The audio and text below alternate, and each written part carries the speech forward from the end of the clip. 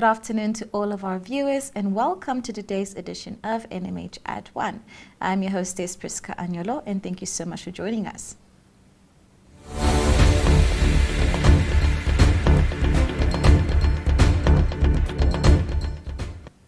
We start off today's show by heading straight into the video news segment. In our first story, SWAPO Party Secretary General Sophia Shaningwa remembers the late Marco Hausiku at a memorial service held at Rundu on Saturday. Kenya Kamboe was there.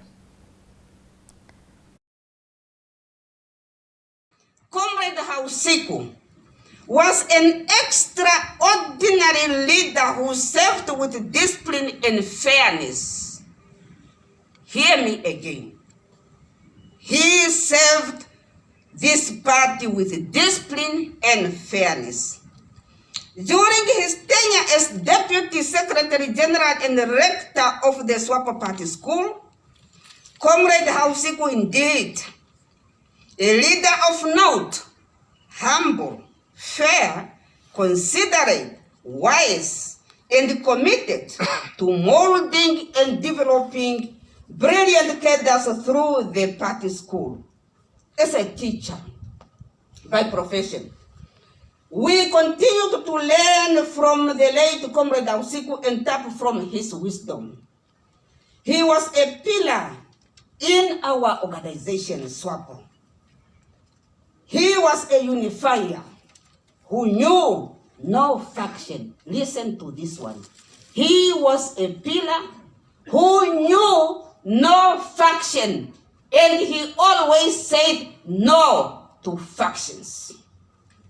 For SWAPO Party, the passing of Comrade Hausiku is a great loss, for he was a dedicated leader who served SWAPO, then as a liberation movement and now as a party.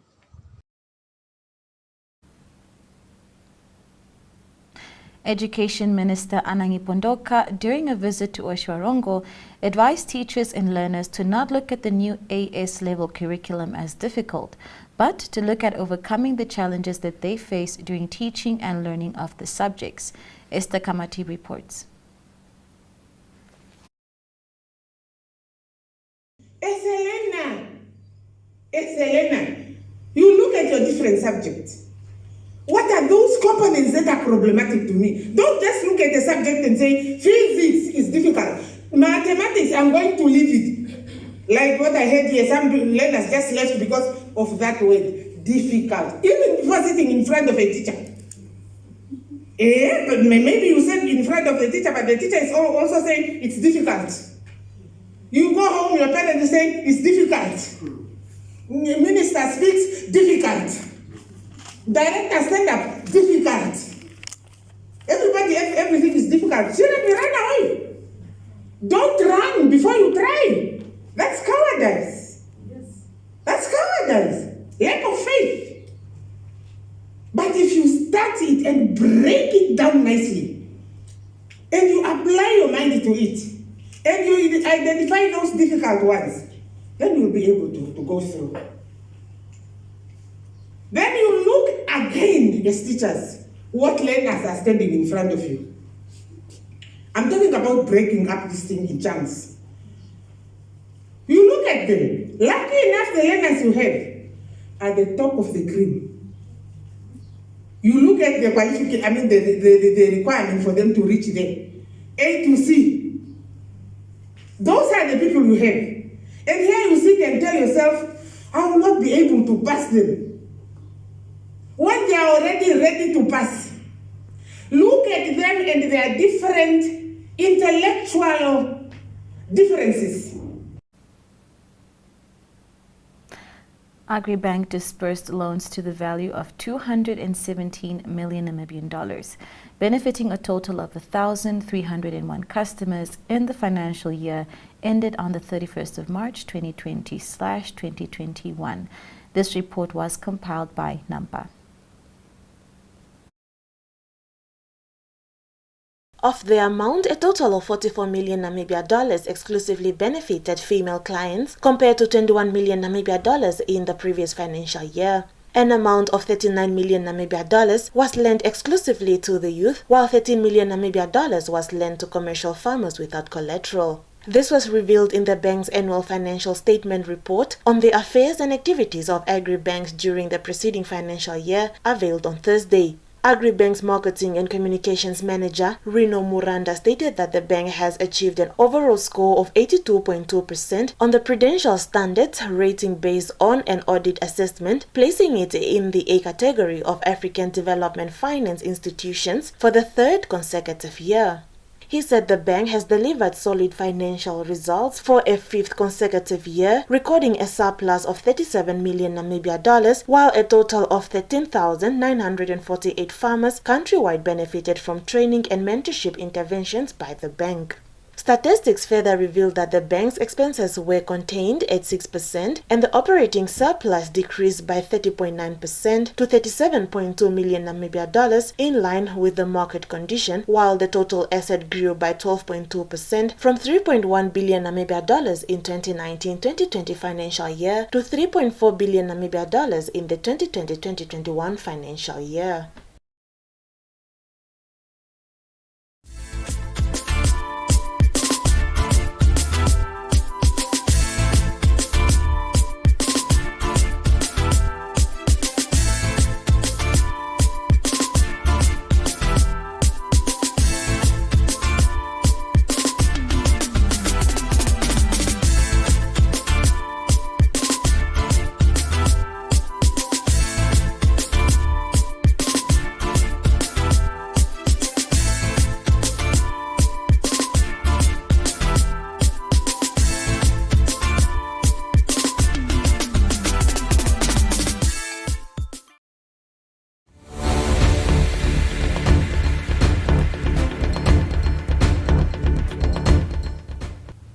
And we're back, moving on to your COVID-19 monitor for today.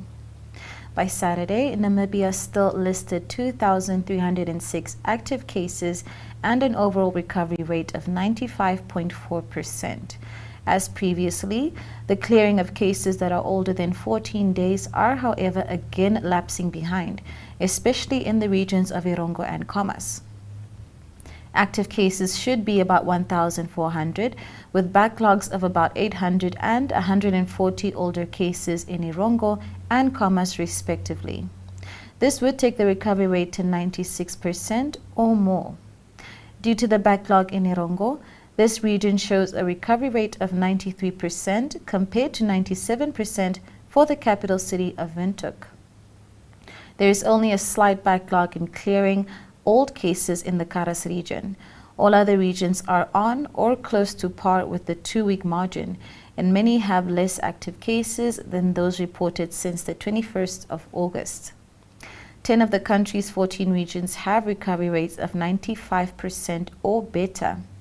Ohangwena, with 90%, has the lowest recovery rate, followed by 92% in the Omaheke region and 93% in Omusati, which is level with Irongo. The low recovery rate in Omaheke is due to the high death rate in this region. So do join us tomorrow to see how Namibia fared in terms of new vaccinations over the last week. We go for a quick ad break and we'll be right back with our national daily newspapers.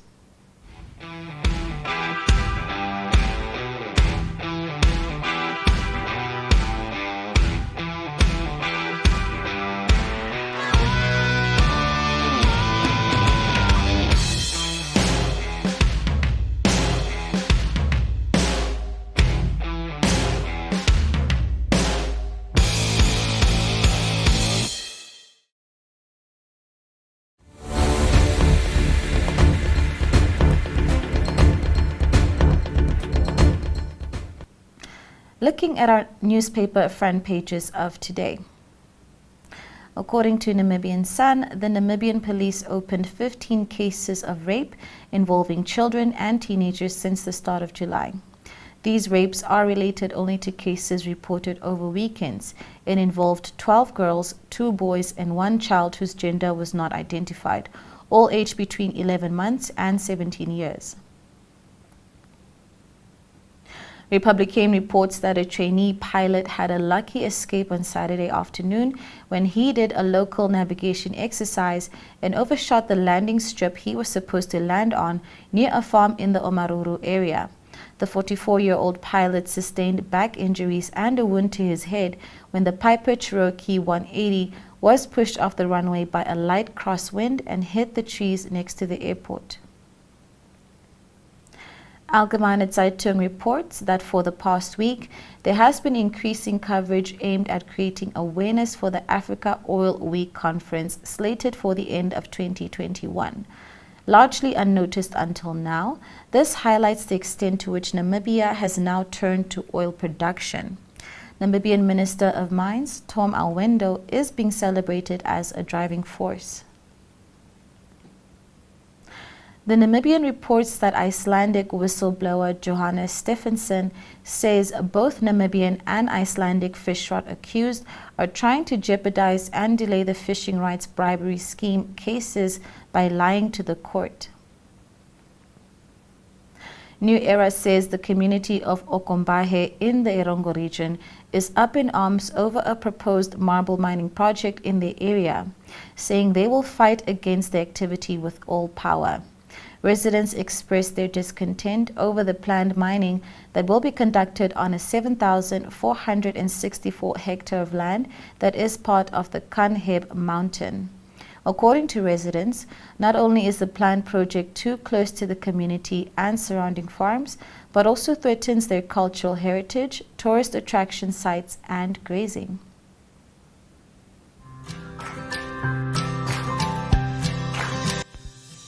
Windhoek Express, the capital's online community newspaper, hosts its first garage market at the end of the month, and any small or medium enterprise is welcome to come and sell their beautiful craft then, while at the same time supporting Dagbreek School.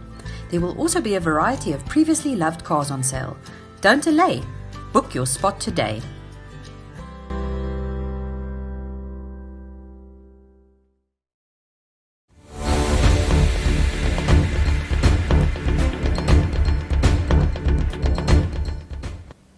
And now we move on to the inside pages of the country's dailies. Namibian Sun reports that concerned stakeholders in the tourism industry have started a petition in which they are calling on Tourism Minister Pohamba Shifeta to urgently address what they have described as exclusivity in the tourism industry. The petition, started by a group calling themselves Save Namibian Tourism, calls for inclusivity within the Namibian tourism industry and for cancelling the mandate of tourism associations. Republican reports that wildfire trends have declined over the past 20 years in communal areas, while remaining relatively unchanged on private land. The long-term averages of the number of square kilometers consumed by fires annually have also remained fairly stable, according to veldfire expert Johan Leroux. AZ reports that the sale or bidding process for 20 plots of land in the village of Vlotskasbaken will take place this Friday in Swakopmund at the Multi-Purpose Center in Montesa. All registered bidders have been made aware of this in a letter after the sale of plots was postponed due to the COVID-19 crisis. Organizers also reminded the buyers that natural or legal persons who are interested parties or own shares and who already own a plot of land in Vlotskasbaken are not allowed to participate in the purchase. Furthermore, the prospective buyer or a designated agent must physically be present and participate in the purchase. The Namibian reports that traditional chiefs will meet SWAPO members of parliament ahead of the tabling of the Genocide Joint Declaration in the National Assembly today in an effort to get the supposed agreement rejected. New Era reports that SWAPO's Secretary for Information and Mobilization, Hilma Nicanor, has said the ruling party's financial records and audited reports are still available for members of the public who are interested in inspecting them. The party has been criticized for allegedly benefiting from the corruption and money laundering activities in the fishing industry, dubbed the fish rot scandal that rocked the country. Speaking at a press conference in the capital yesterday, Nicanor said the records paint a clear picture that the party never benefited from the fish rot scandal.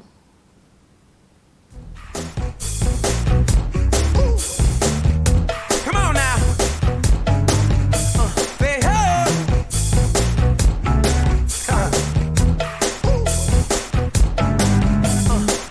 Listen up, y'all, 'cause I've got something to say. Hey, hey. Well, you better get ready, 'cause you know I came to play.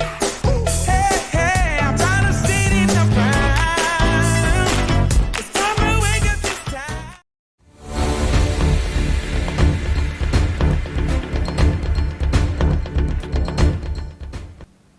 That is it for today. Thank you so much for joining us here on NMH at 1. We wish you a lovely Tuesday ahead and to stay tuned for the weather as well.